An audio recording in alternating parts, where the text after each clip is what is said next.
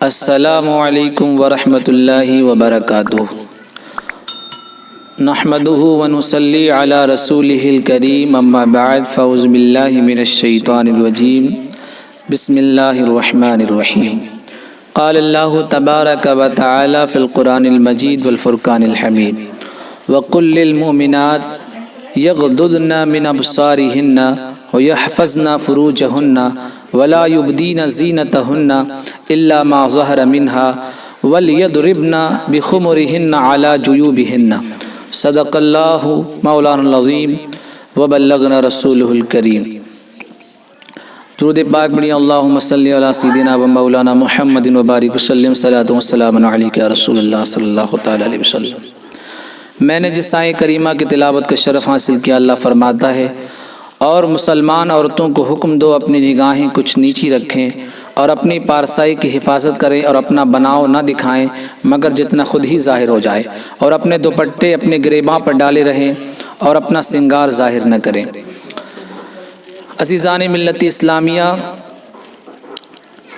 پردہ ایک ایسی اہم چیز ہے، ایک عورت کو پردے میں رہنے کا حکم دیا گیا۔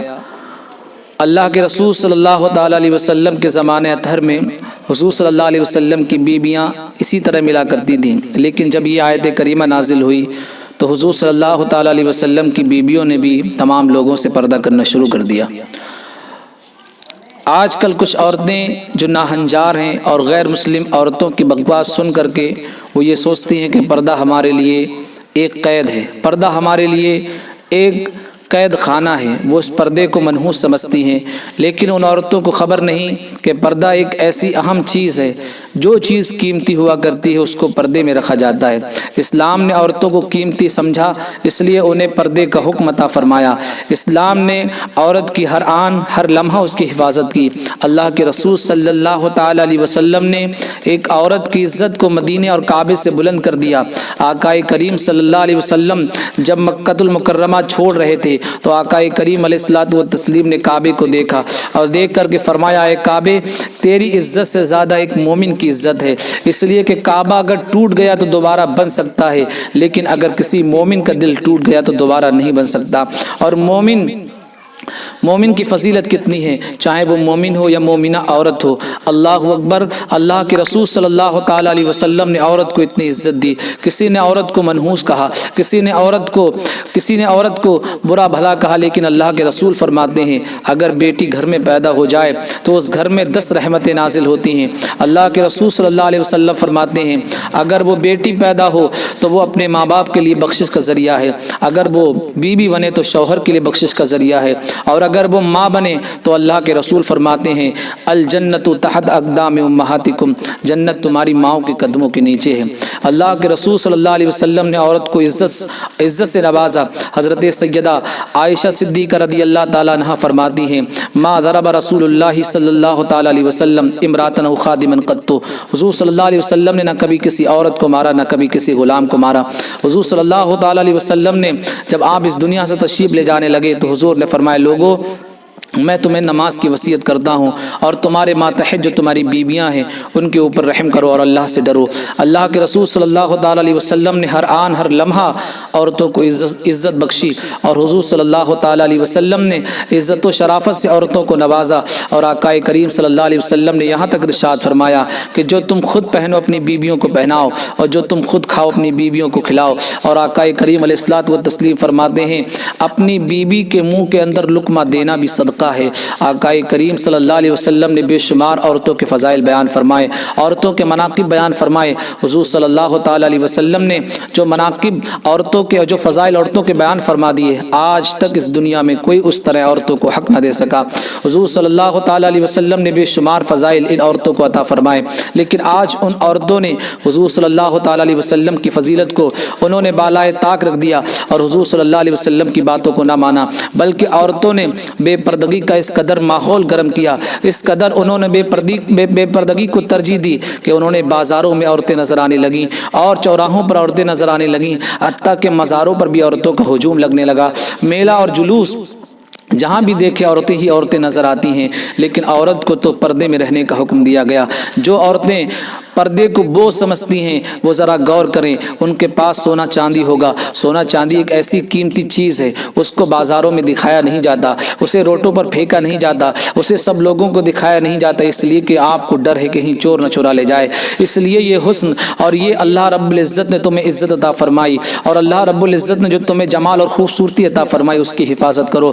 آپ دیکھیں سب سے معزز اسلام کے اندر کعبۃ اللہ ہے، کعبہ شریف کو، خانہ کعبہ کو بھی غلاف سے سجایا گیا ہے، اس کو بھی پردے سے ڈھانکا گیا ہے، اور قرآن مجید کتنا مقدس کلام ہے، کتنی مقدس کتاب ہے، تو اس قرآن کو بھی جزدان کے اندر رکھا گیا۔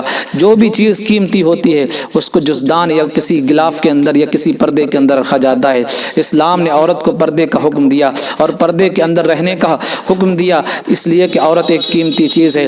آپ دیکھیں پردے کی اہمیت کیا ہوتی ہے۔ آج عورتیں پردے کو وہ سمجھتی ہیں، ایک علاقہ تھا وہاں پر قید سالی کا زمانہ آیا، بارش ہونا بند ہو گئی، گاؤں کے سارے لوگ نکل کر کے گاؤں کے باہر پہنچے اور نماز استسقاء ادا کرنے لگے، اور صبح سے لے کر شام تک اللہ رب العزت سے بارش کی دعا کرتے رہے، لیکن دعا قبول نہ ہوئی۔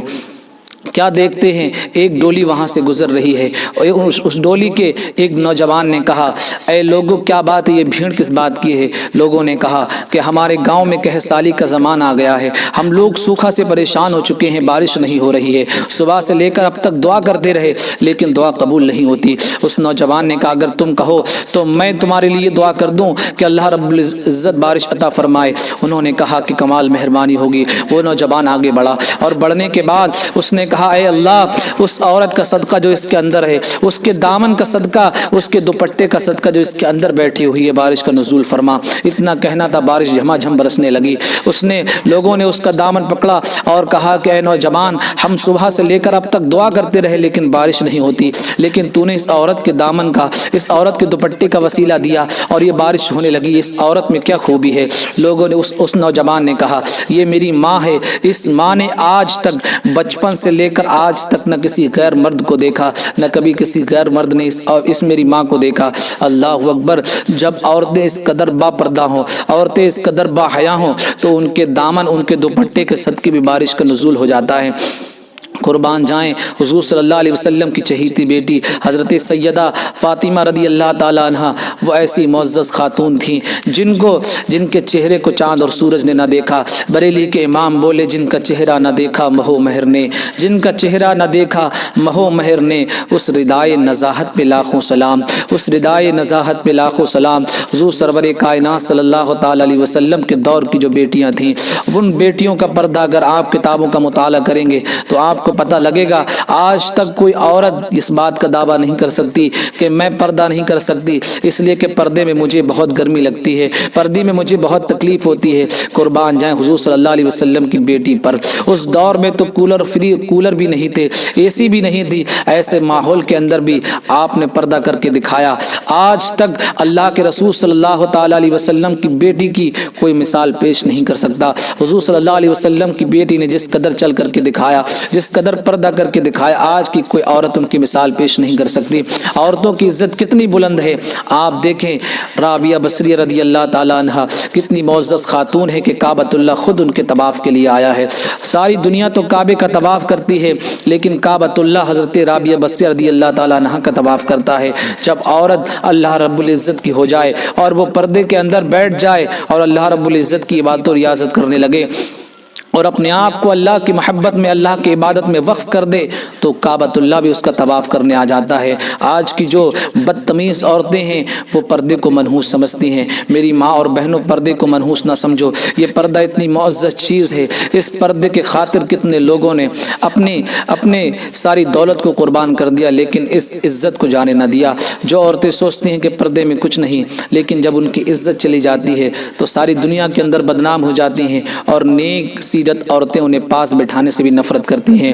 اے میری ماں اور بہنوں پردے کو ترجیح دو اور پردے کو حتی الوسع کوشش کرو پردے کے اندر رہنے کی، اس لیے کہ اللہ رب العزت کے ہاں سب کو منہ دکھانا ہے۔ قرآن کہتا ہے وَلِمَنْ خَافَ مَقَامَ رَبِّهِ جَنَّتَانِ، جو اللہ کے حضور حساب دینے سے ڈر جائے گا، اللہ کے سامنے کھڑے ہو کر حساب دینے سے ڈر جائے گا، اللہ اسے 2 جنتیں عطا فرمائے گا۔